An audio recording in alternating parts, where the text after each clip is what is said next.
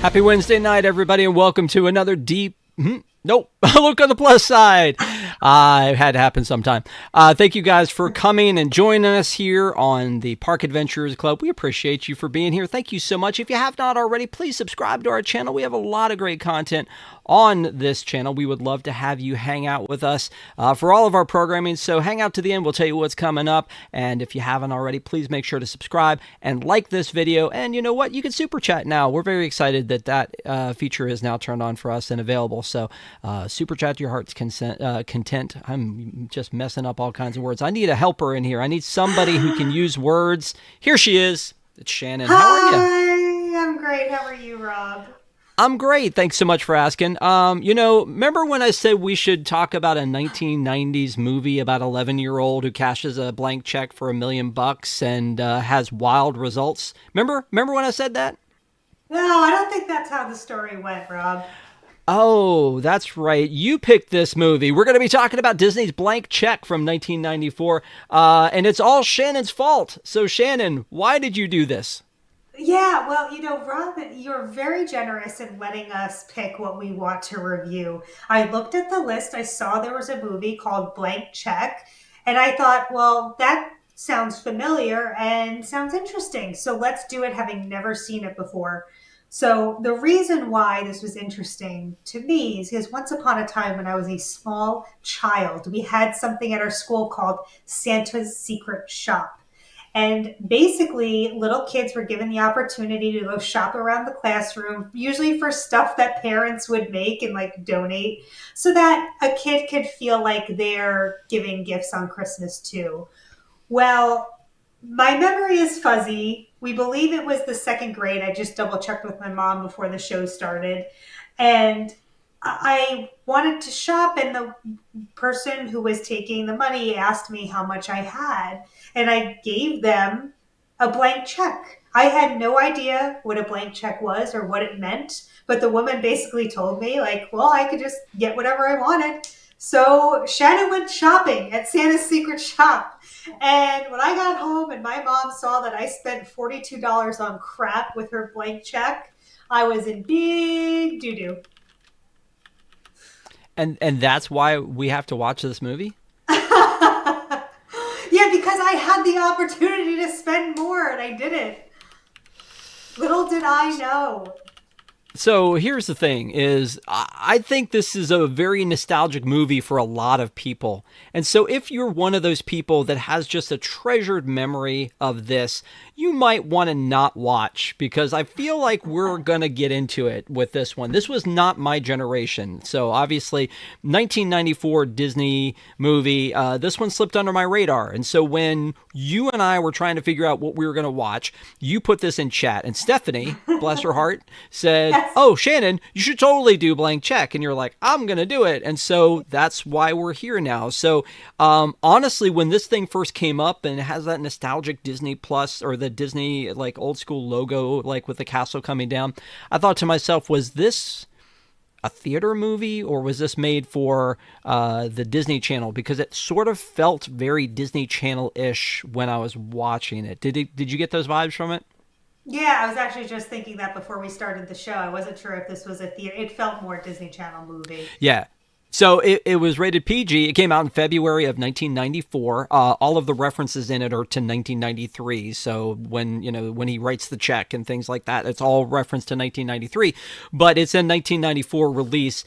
It was directed by Rupert Wainwright, who at the time was directing what? MC Hammer videos. That's right. He was directing MC Hammer videos. So if it gives you those MC Hammer vibes, that's why. It would cost them $13 million to make, and at the box office it made almost $31 million, which, you know what, I always have to remember that movies like this probably got more kids and families. There were probably more matinees, so they probably were never going to get those huge dollar marks because of matinee dollars and kid tickets, but still $31 million, it almost, I'm going to go ahead and say almost tripled its budget. So they must have been pretty happy with this at the House of Mouse.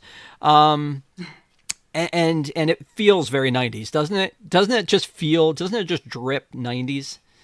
It absolutely does, and that's part of the reason why I wanted to watch it too, because you feel like you're reliving your childhood. At least I do, anyway. Yeah, well, I mean, so here's let me show you. Here's the movie in question. Blank check. So here it is. There's the fella. There he is right there. There's Preston. By the way, if you want extras on this, it has one thing, and it is a promo of. It says a promo release. It is just literally a chunk of the beginning of the movie. That's all it is. So there's nothing really special in the extras.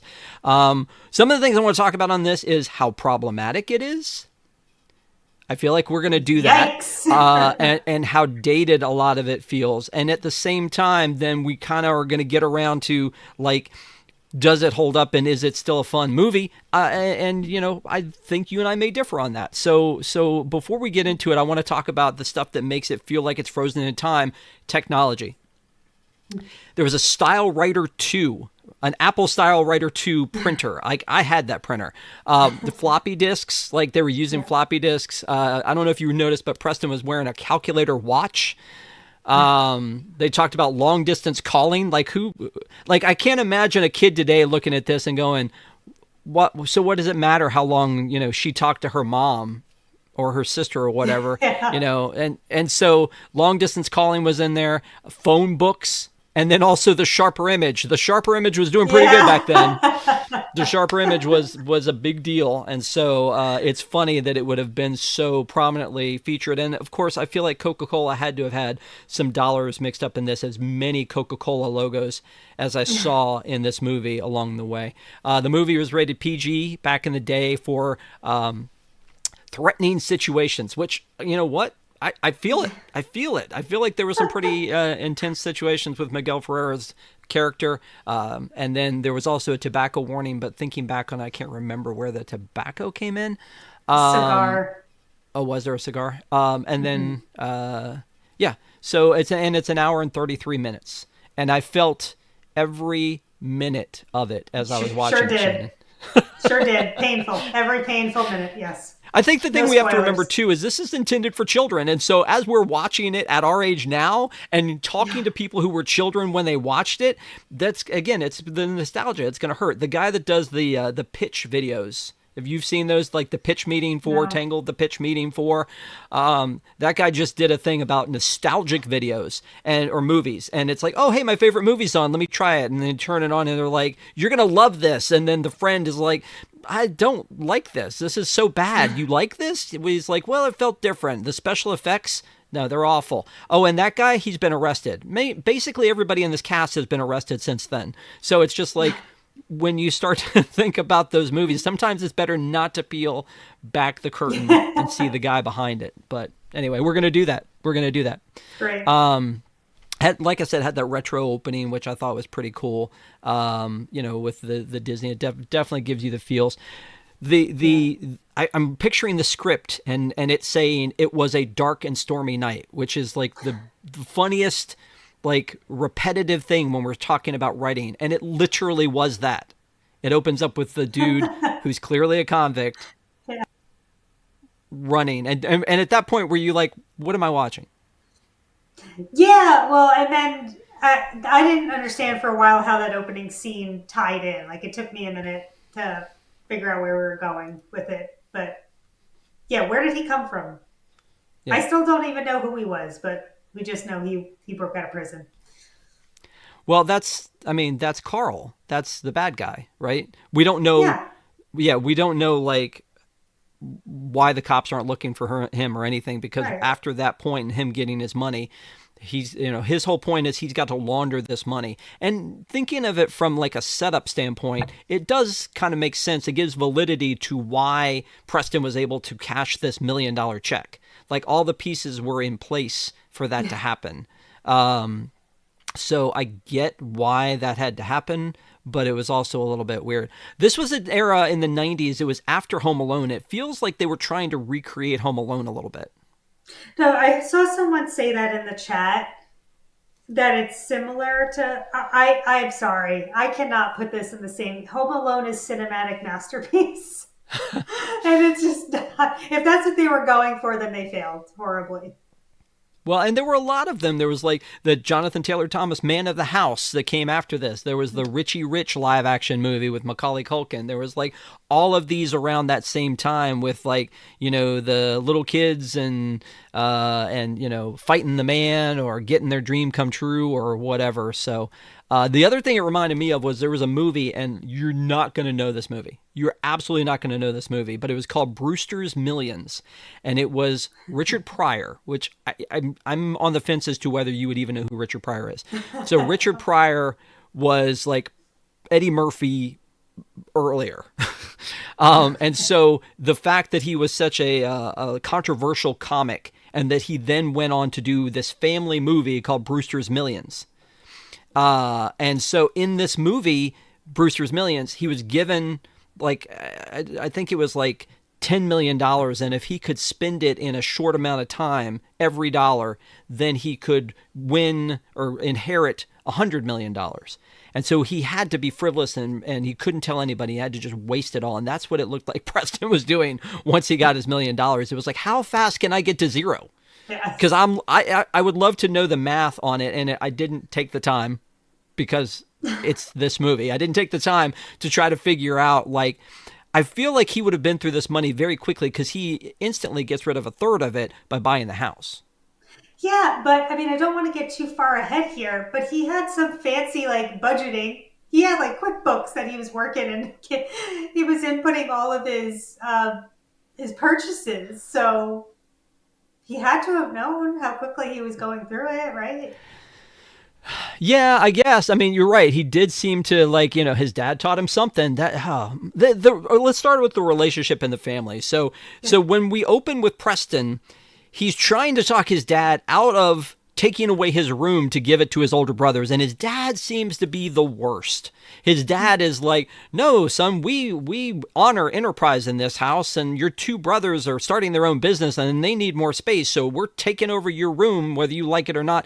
So it feels like they were horrible parents without being horrible parents. They weren't like Harry Potter's like aunt and uncle throwing him in the broom closet underneath the stairs. It was like they weren't really having this dialogue with him. They were just kind of always talking down to him. And he's supposed to be 11 years old in this, by the way. And so he's like, I should have my own room. And why are you doing this? In this scene, though, there is the most inappropriate thing to start out this Don't entire even movie. bring it up. I have to. No. I have to, So because bad. this was the thing when we were talking Sunday night. You did Park Adventures Club with me, you and Patrick, and when we were on there, I said, "Have you watched it yet?" And you said, "No, I'm going to for Memorial Day." We were like, "Way to celebrate those who have fallen is to watch Blank Check." But the way that this went down is what I wanted to talk to you about because it's so bad. It's really bad. The dad says, and I'm going to say this. I'm just going to say it. I mean, I feel like we try to keep it Cover clean your on. ears. Yeah, I feel like of all people, I'm a squeaky clean Boy Scout in a lot of ways, but I feel like I got to bring this up. Is the dad says to the boys, this thing will teach you how to do everything but make love to a woman. And then the mom steps in and says, "Well, I know what software we need to get your dad for Christmas." What? What? Like that's in. If y'all don't want to watch this, wait. If y'all don't watch this movie, go to the promo video, the one that Disney thinks is the good foot forward on this, and watch the promo video, which is all of about 2 minutes, and it's in there. No, it's not. Yes, Oh, that's man. the scene they chose. I'm just like, I don't man. like, and They were that's trying to not be even the worst part of the movie. No, it's not. No, but I felt like they were trying to get away with it by saying it really quickly because it was like a very quick moment, but you heard it. Plus, like I think the whole premise that Preston is expected to have a job at 11 years old, like it's his brothers are older, they're clearly teenagers and are of age to have a job, but child labor laws, like I don't think someone who's 11-year-old can have a job. So it just was that part was completely unrealistic to me. Yeah. Well, and again, the father is very hard about, well, if you want money, you're going to have to make money just like your brothers. And the kid even has a scene which, as a parent, like really resonated with me, where the kid looks around the table and he looks at his parents and goes, "Are we poor?" I mean, Meanwhile, it. they're living in a classic '90s suburban house that's of decent size, and they have a computer in 1993. Like, come on, Yeah, you're doing yeah, a fine. Macintosh, which comes back to Yeah. bite him in the butt, right? Yep. Yeah. So he feels oppressed. This 11-year-old living in like the lap of luxury in suburbia feels oppressed. And the first thing we see to show that he is oppressed is that they take him to Butch's birthday party. Now, Preston, who is our star here, our protagonist, if you will, doesn't have any friends. He does not make friends easily, I guess, is the problem. And his friends are, I guess he's invited to this party of Butch's because they like maybe it was one of those things where like the whole class has to be invited. Yeah. Do you assume that that's what it was? Yeah. Yeah. I think so. And then as soon as they can, they want to make fun of Preston, and yet Butch is no prize himself. So I'm just saying, like, But you know you know, what? No one forced Preston to go on those dumb kiddie rides. Like, I that's get true. he didn't have the money to get the tokens, to get enough tokens to go on the big rides, but like, wouldn't you rather just sit on a bench than look like a sissy on the carousel? Yep, yep. So here's all the kids, and Preston's shorts are way too high, and so there's a lot of problems. So when they first introduced this land, because as theme park people, we're talking about this now. We're gonna talk about this now. Yeah. When they first introduced this party that he's at, I'm picturing Chuck E. Cheese. I'm picturing Putt Putt. I'm picturing something low, like small. But that's not what they're doing here. They went to a full theme park, and yet because the reason I'm thinking that is a who just runs and takes the whole the whole class to a theme park, but b they ask about tokens.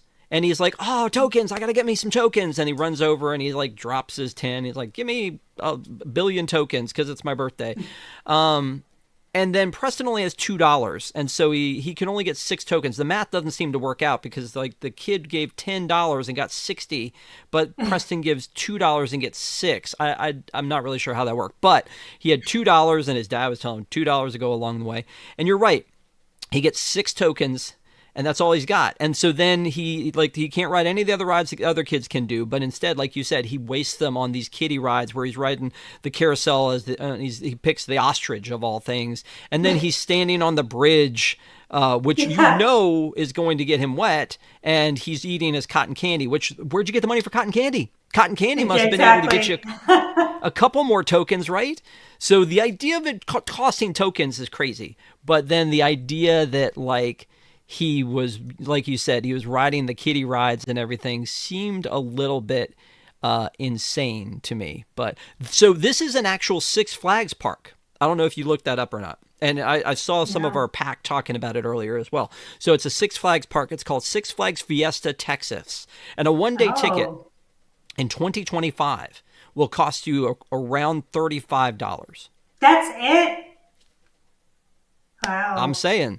I'm saying. So I feel like back then $2 should have gotten you more than he bargained for. But again, where is he getting that cotton candy money? He's just wasting it because it's just sugar. I mean, and like they had some awesome rides, and then they had some really crappy rides, Yeah. which I guess Well, happens and in some of these older theme parks. But yeah, I also thought it was a missed moment when he was on the bridge with the cotton candy and that boat is coming down. You know that he's going to get splashed with water. Don't you think it was a missed opportunity for him to then be standing there with just the cone and all the cotton candy had disappeared because it dissolved from the water?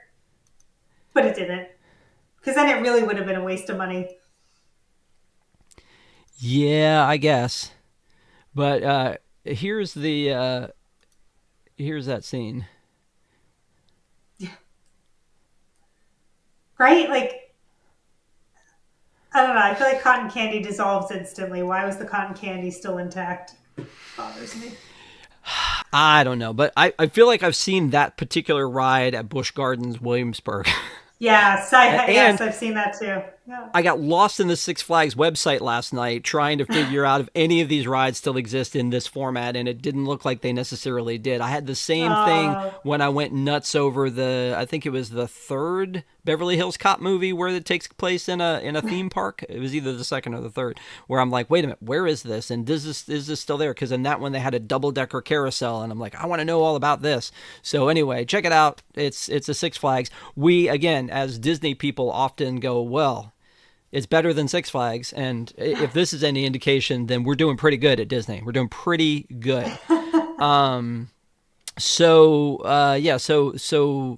So we've met the kids, we've met the other kids, and we know that Preston is not well liked amongst his peers, and he not well liked in his family, or feels left out in his family. Very similar to Kevin in Home yeah. Alone, right? Like the whole like, oh, they're being mean to me, and I wish that I was home alone, and then happens. Yeah. Same thing here. I wish I had enough money to buy a house and Yeah.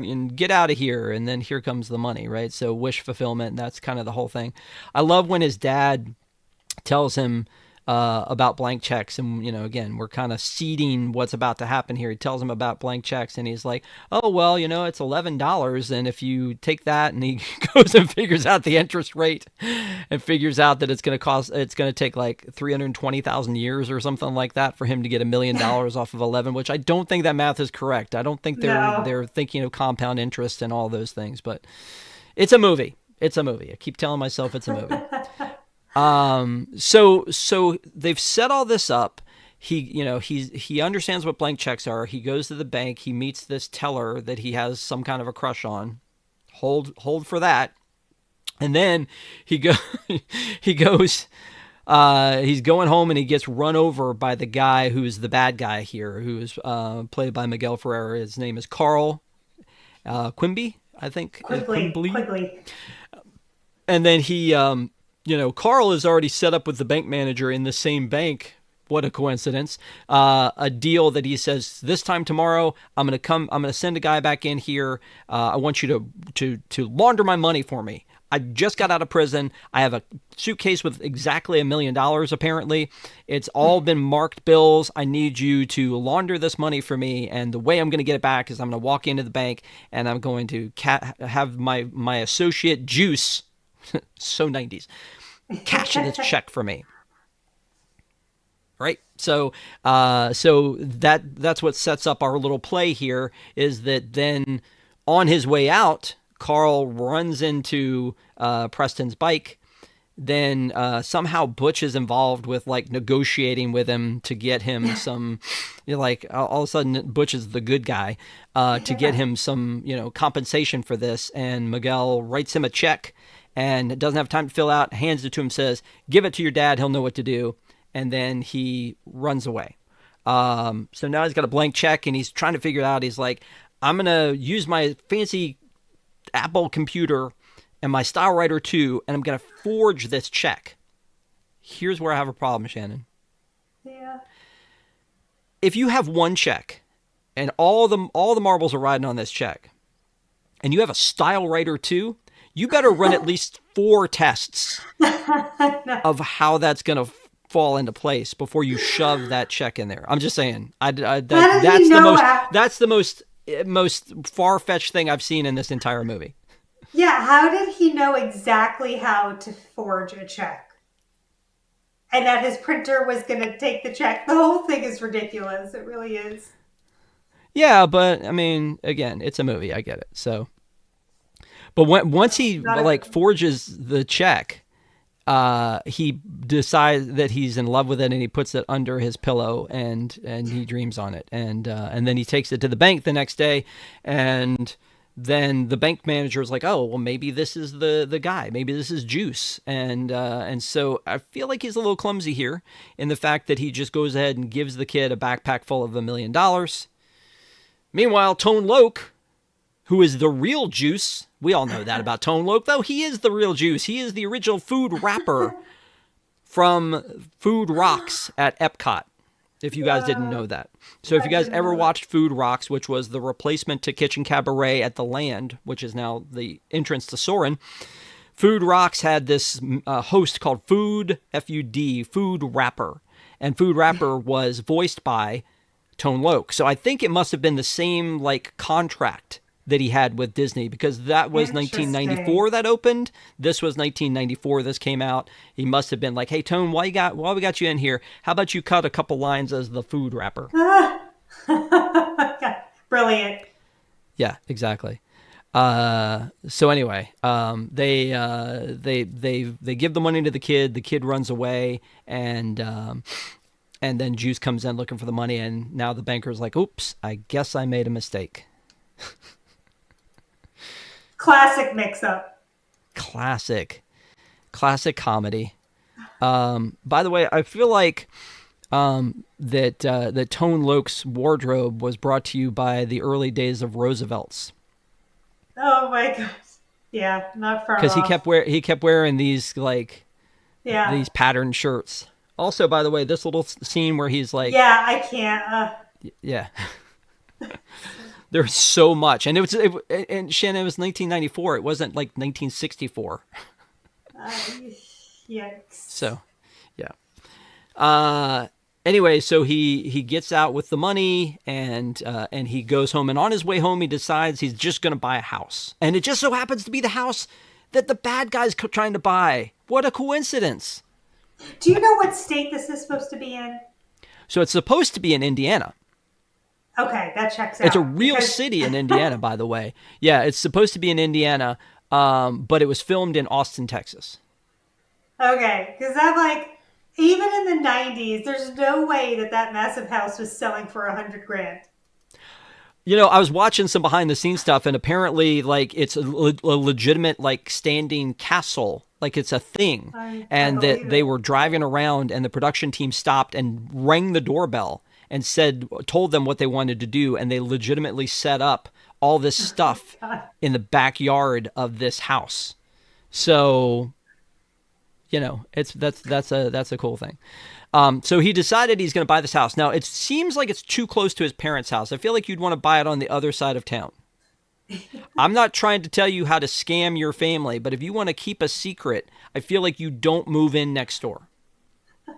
Yeah, that's a fact. So they don't necessarily tell you how far away it is, but it's far enough away that he walks past it on his way back from the bank, because he doesn't have his bike anymore. Yeah, and there was this scene where all the delivery trucks are in the road, you know, blocking and the father's like, "You're blocking the driveway," and it's like, how close is the house? Yeah. Yep. So, you know, here's the thing too about this is, in a real movie about gangsters and laundering money, they would make the banker come up with that extra $1 million. They wouldn't take the banker and run around town looking for the kid. Yeah. They would just tell the banker, "You're going to make this right. I know where your family lives." Right? Yeah, exactly. And I'm not 100% sure that Miguel Ferrer is like the evil guy we think he is, but he did a pretty good job doing evil. So, you know, and also, is this the way you buy houses, is over the phone for bidding? I don't know. It was the 90s. It was a simpler time.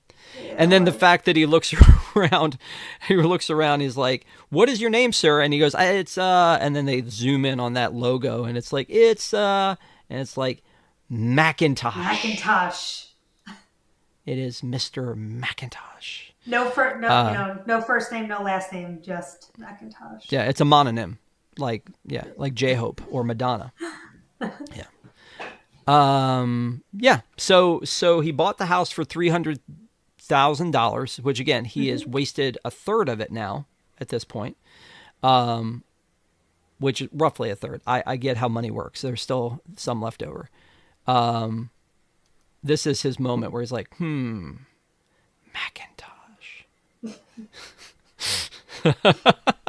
So good. Again, sorry 90s kids. I apologize to 90s kids here, but I'm just like, I'm a 90s kid. Like the Max Headroom mouth moving on the computer. Like, I don't remember that software in the 90s. No. But and then he does this whole like indecent proposal thing where he like throws the money on his bed and like rolls around in it. So I mean, wouldn't you? no, I would.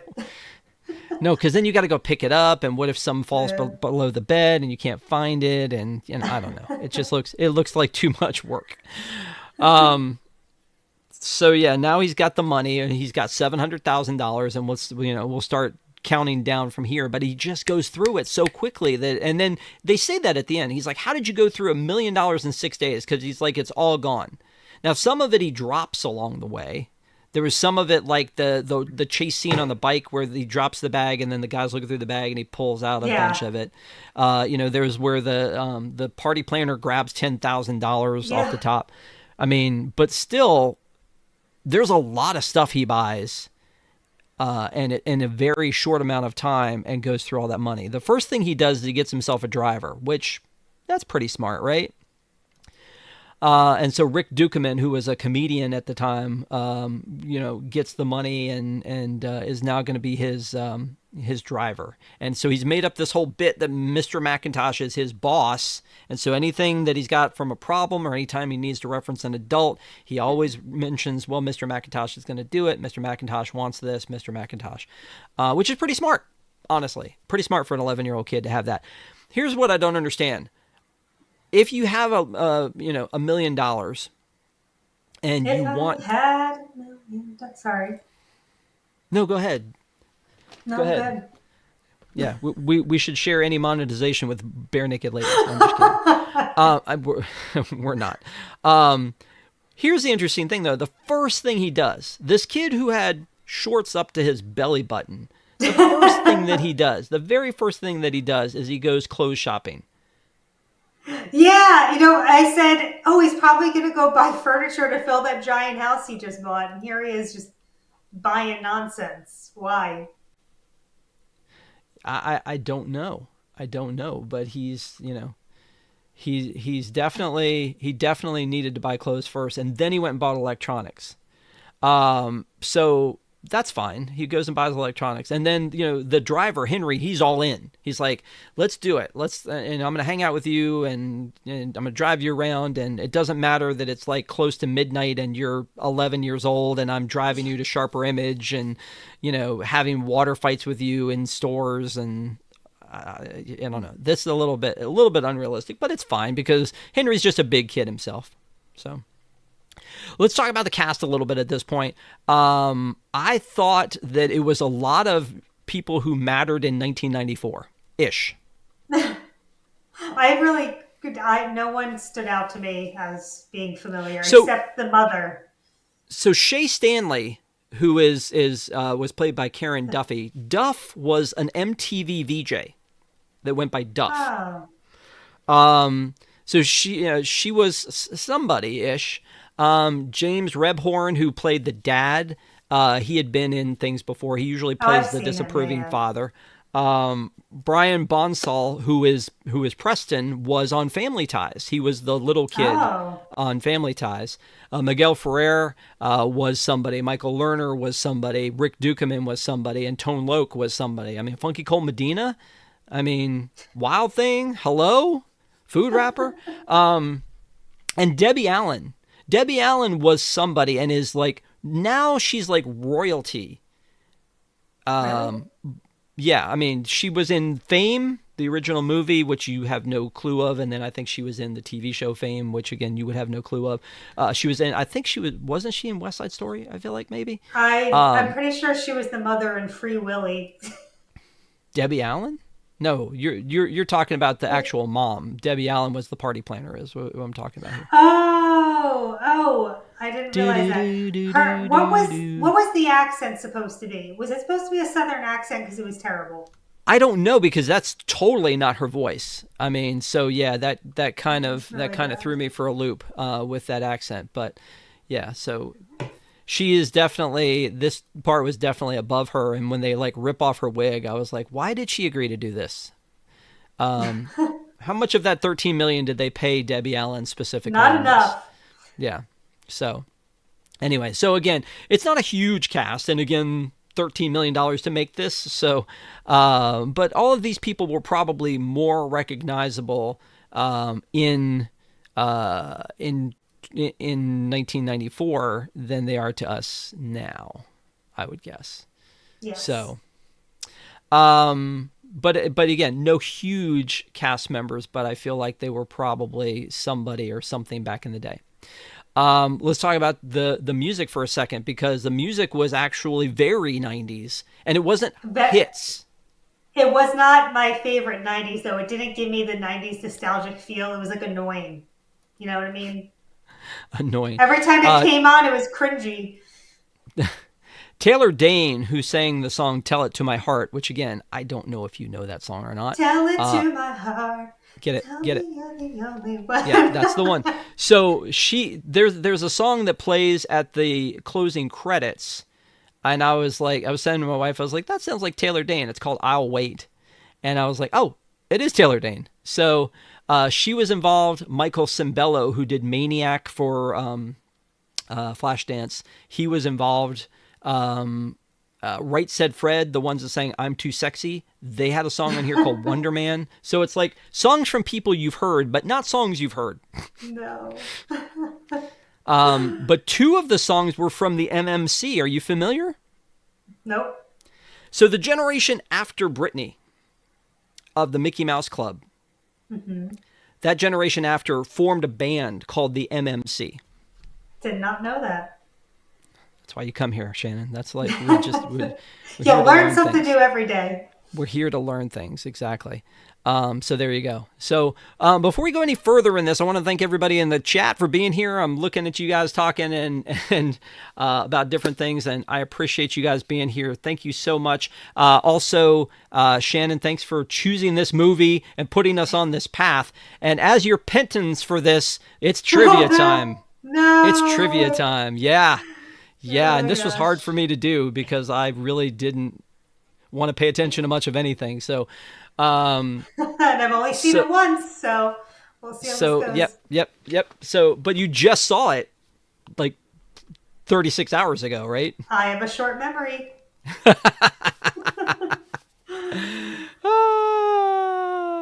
Okay. Oh, gosh. Rosita says, "Yay, Shannon! Thanks for making us watch this." Okay. Just doing my civic duty. Here you go. It's going to be fun. It's going to be easy. It's going to be easy because some of this I've teased already. You ready?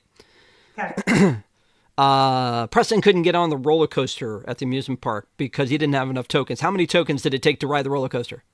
7. That is correct, because he only had 6, and so he rode the ostrich and the little airplane and bought some cotton candy.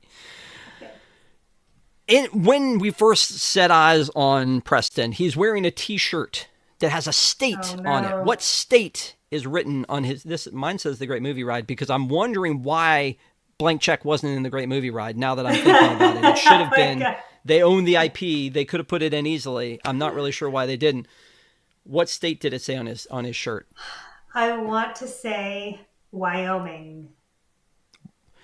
Did you cheat? Because that's correct. No, I remember looking at that shirt because it was like a picture. You know, when you see the signs like "Greetings from." It was a fun, tacky gift shop shirt. Like a postcard is what I think that's what you're trying to find, is like a postcard, right? Like yes. Yeah. There you go. Well, good. There you go. You got 2 for 2. See, you didn't think this was going to be hard at all.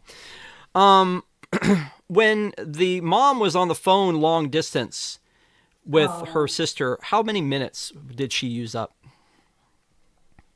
I want to say it was 6 or 7. Minutes? Yeah. No, Dad was mad. So she used a bunch of minutes. 70? It's closer. It's 97 minutes. I don't know why I thought you would know that. It's getting harder. It's getting harder. Okay. When Preston gets his birthday check that he gets to open early, which, by the way, typical kid thing. He shakes the card, doesn't even open it, takes the check. Oh, it's blank. It's for no money. Oh, boo. There's a lot of close-ups of this check, Shannon. It's from his grandmother, who lives where? Oh, I know her name. I don't know where she lives. Myrtle Waters, isn't that her name? I was it South Carolina?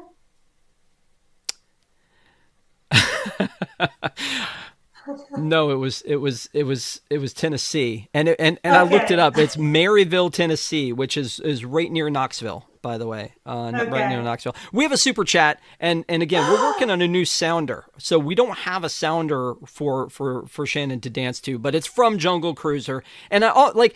In reading this super chat, Jungle Cruiser, I'm dishonoring what you're asking me to do.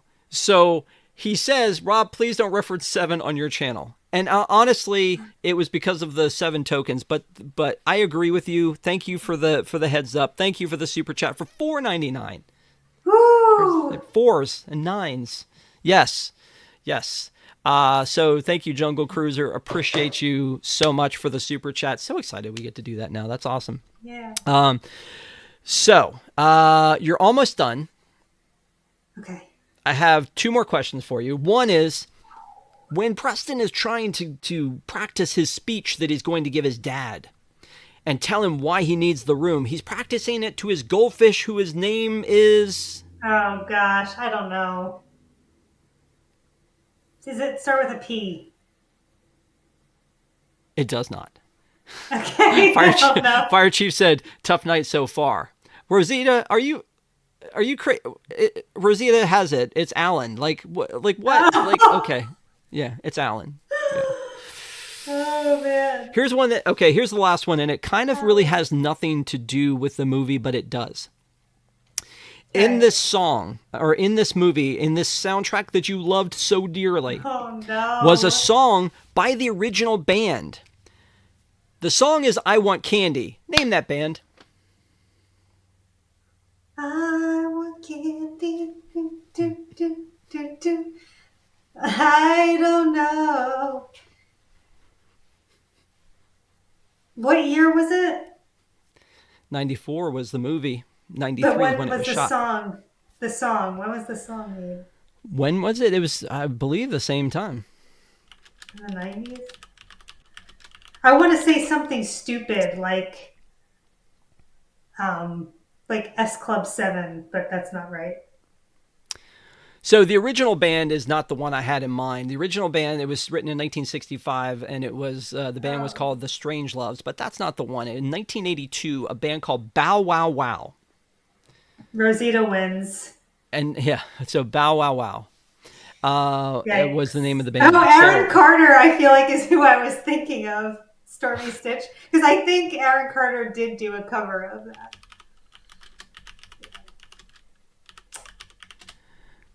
He did. That's funny. But the one from the album is Bow Wow Wow, which is the same one from the 1982, which most of these are like remakes. So like the Michael Cimbello one was a remake of Money, That's What I Want, which was an older Motown song that the Beatles redid. So, yeah.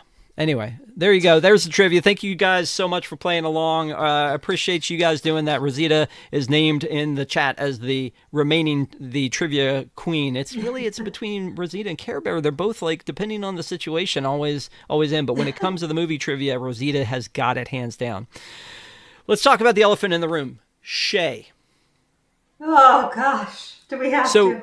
So yes, we have to. So Shay is the FBI agent who is, and I'm doing the math here. She is older than I am. She like currently, I just mean. So Yeah. again, the actress who played Shay in this is also, like I said, she's the she was an MTV VJ called Duff, and so in it she's got to be, like, age-wise, like in reality, because of when she was born. She was 32 when this film came out. He was 13 when this film came out. Which means if we backtrack to the fact that Preston's supposed to be 11, maybe give for when it was shot, and not when it was released, but when it was shot. So let's round up and say he was 12 years old, the actor. She kisses him on the lips. She goes on a date with him. They Ah, frolic. They frolic in a fountain together. Like, was and the she and kiss she real? like she legitimately kissed him on the lips. Yes. But I mean, I couldn't tell if that scene for a moment was him imagining it. Either way, it was entirely weird and inappropriate, both in reality and for the movie. Jay Ware said frolic is a bit much. I think they were frolicking. I'm just They, gonna say it. I it think they were was frolicking. something. I Yeah, I think think they were Frolicky's putting frolicking. it nicely. Yeah. And so apparently that fountain is in Dallas somewhere. Um, but here they are afterwards, just chilling in Oh, the limo, and he thinks it's a date. And leading up to this date, Rick Dukeman's character Henry is like going, "Oh, you got a chiseled bod. You got a he's bod for sure." encouraging it. Yeah, he's encouraging, but he's like, "You got a body for sure, kid." He's like, "You're, but you want to be buff, but you're chiseled now." And it's like, "What are you doing?" And he's like, "Yeah, the ladies like this, the ladies like that." And it's like, Why? What? I mean, was this necessary? What So did this need to happen? weird. The weird thing to me is the relationship between her was inappropriate, but I think the relationship between Preston and Henry was equally inappropriate. Do you agree? Yeah, no, that's definitely a problem. A lot But I of mean, inappropriate relationships.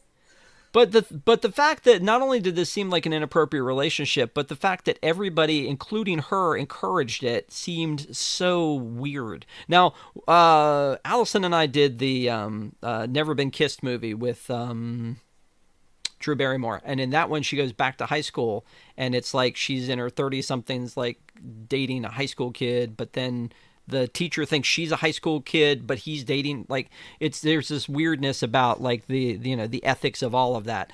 This one, it's just so bizarre. Like, he gives her a necklace, and then she wears it, and I don't know. I feel like that she's skirting the like boundaries of her FBI duties in this thing. Yeah, well, they're making it seem like she's doing it for the job, right? For reconnaissance, wherever you want to call it. But then because she's wearing the necklace all the time, I feel like that's insinuating that she actually likes him. But then, but then, in something straight out of Princess and the Frog, at the very end, she says to him, "Come see me in 10 years."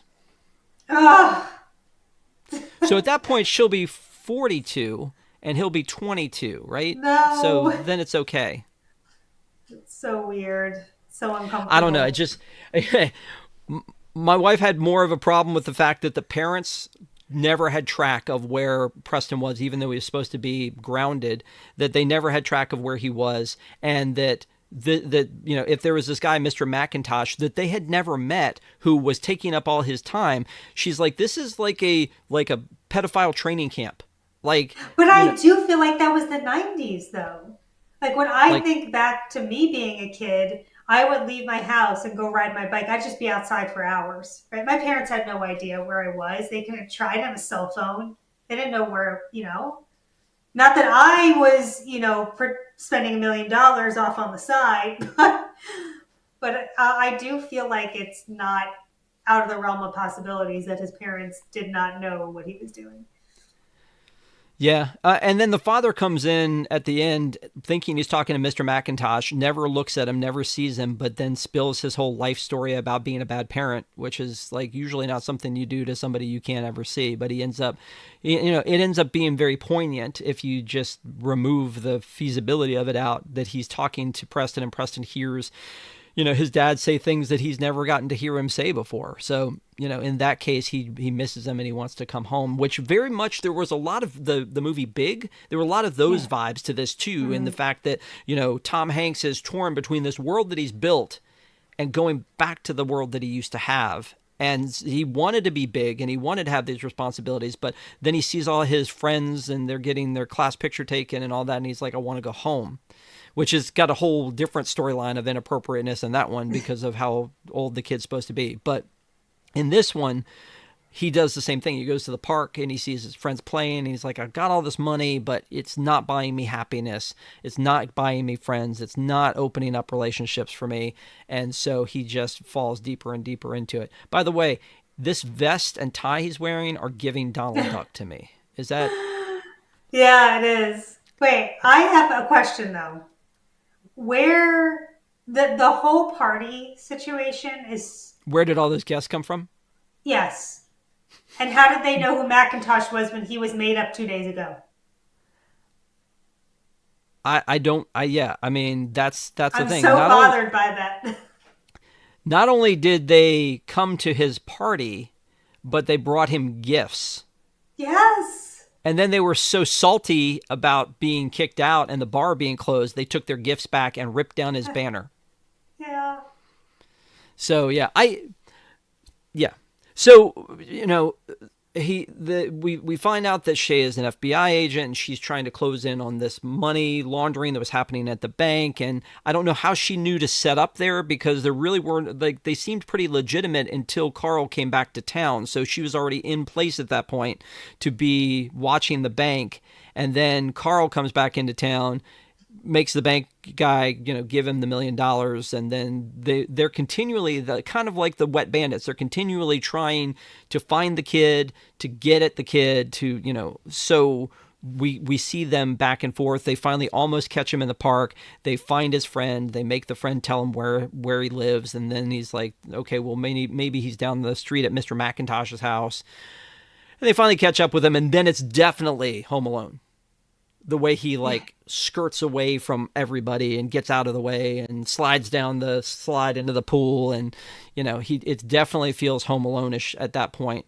But then they wrap it up really well because Preston doesn't have to confess to anything. There are no repercussions for Preston. He gets to go back home. His dad loves him now. It's all, and in 10 years, he gets to go date Shay. So everything works out well. Oh my God. I mean, is that I kind of like that as the audience, that you're not making me worry about him because he gets off scot-free. But then what's the lesson? No. Yeah, exactly. He needs consequences. Yeah, tell it. Tell him. Yeah, it just made no sense to me. I didn't like it. I thought he needed to get what he deserved, and he didn't. Maybe. So in an unrelated thing, because again, the way he was going through this money had me going, this is kind of crazy. I don't really know. I don't really know what's happening, but I with him spending this money, because he spent it so fast. So what I did was I reached out to our park adventurers and I said, hey, if you were going to spend $1 million, what would you this is in our Patreon, our Discord. I said, if you're going to spend $1 million, what would you spend your $1 million on? A lot of people were very prudent about it because they're not 11 years old. They're not, so, so a lot of them were like, okay, well, I'll put half of it away. I'm not going to invest in Disney stock. That's for sure. So they were like, put half of it away, and travel seemed to be a nice even keel of that. Sienna actually said, I'm booking that Adventures by Disney $115,000 Disney Parks tour of the world. Yeah, that would be nice to do if you could do that. That was a neat one. So, and then of course, our friend Jayware wanted to make sure that he was ready for tonight by having his Mac out and ready to go. I love it. So that was fun. But yeah, a lot of people were like, I'm going to invest it, but also pay off my bills or whatever, and then travel. And I think that hits the sweet spot for the people who watch the channel, is that we all like the thoughts of vacations and the vacation capital of the world, vacation kingdom of the world, and going to those places. But so again, some people were like invest, some people were like, let's go. So anyway. Thank you The guys golden oak. for buying into that and having that conversation in the chat. It's always fun to see what everybody's going to say about that kind of thing. I think Patrick said I would be completely out of debt, everything paid, probably get a vacation property down in Florida, and maybe buy Rob's popcorn bucket collection. How So, much is that going for? yeah, right. I don't know. So before we get to final thoughts on this, is there anything else you wanted to talk about with this movie specifically before you rant your final rant? Is there anything else specifically you want to talk about? No, I think we covered it. Okay. All right. Then again, thank you guys for being with us tonight. We appreciate it. Thank you guys for finding us on the Park Adventurers Club. We do a park show every Sunday night. We do a movie review every Wednesday night, and we do a rotating list of fun programming every Friday. So last week we had Castaways, which was Stephanie's new show where she is interviewing former cast members about making the magic. She had me on the hot seat last Friday. It was a lot of fun. You can join in or watch it now at parkadventuresclub.com. Our good friend Jake and I did a Stitch reactions because he immediately needed to talk about Stitch, and so did I. And then on Park Adventures Club, which is our park show last Sunday night, Shannon and Patrick and I talked about Do We Need More Muppets in Disney Parks? So if you haven't watched it, go back and catch that one. Tonight, you're watching Blank Check, and then on Friday, friend of ours, Charlie, who used to be on other things and such, he did a Zorro review with me once, and it was a lot of fun, is coming on. And Charlie and I are going to rank on our Rank It show. We're going to rank the Muppet movies that have been on the big screen. So not the stuff that was made for TV, but the things that have been on the big screen, which includes our beloved Muppet Vision. So join us Friday night, 8 p.m. for our Rank It show. Come back Sunday night for another Park Adventures Club. But in the meantime, I wanted to give a big shout out to our pack. We love the pack, the Park Adventures Club. That is our Patreon, our group, our fam. You can find out more at patreon.com/GoPack. And thanks to our pack members, Jungle Cruiser, Rosita, William, Monica, Michael, Jayware, Alicia, Rob B, Vince, Jordan, and Sienna, and all of our pack members. We appreciate every single one of you guys. And then also you can follow us on any social media at Park ADV Club, any social media at Park ADV Club. And then also we have all of our stuff is now on podcasts. So wherever your podcast catcher is, Spotify, Apple, we're everywhere. Shannon, we are everywhere. Yeah, we are. Oh, you got them! Yay! I did! Yay! Yes, people who join our Patreon at the $5 level or more get the button and the sticker, and so thank you guys for supporting our venture here. But now is the time. Now is the best time, Shannon. Now is the time when you get to tell me. Friends are gonna sit down and watch something on Disney Plus. They're like, oh, hey, there's this thing from the 90s called Blank Check. And let me call up my friend Shannon. She knows everything about Disney. And they say, Shannon, would you recommend this movie? I am going to keep this short, simple, and to the point. If you want something that is nonsensical, that makes you feel uncomfortable, this is the movie for you. And so I said to Rob before the show started, I'm never going to get this time in my life back. I do not recommend this movie. It's horrible. Wow. I will tell you that Jayware has said in chat before you said anything, do it, recommend it, Shannon. Don't let the 90s kids down. Don't let the 90s kids down. I'm sorry. I am not a 90s kid, but I will tell you that I can imagine being a 90s kid thinking that this was so fun to watch because it's this kid who gets everything he wants and has no consequences after. There is an adventure level to it. There's a chase level to it. So I think going back and revisiting it as just as a movie is fun. I do think it's fun. However, there were so many problems with it. I almost hesitate to be able to recommend it because of a 34-year-old woman who kisses a 12-year-old kid, because of the one-liner from the mom out of the gate. But you know what? You guys who are 90s kids defend this. Come into the chat or into the comments afterwards and tell us why. Yeah, no, do it. Tell us why Shannon's wrong. No, I'm just kidding.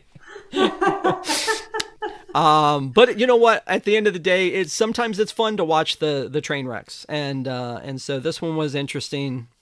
But the next time you and I meet, we're going to be talking about pirates, right?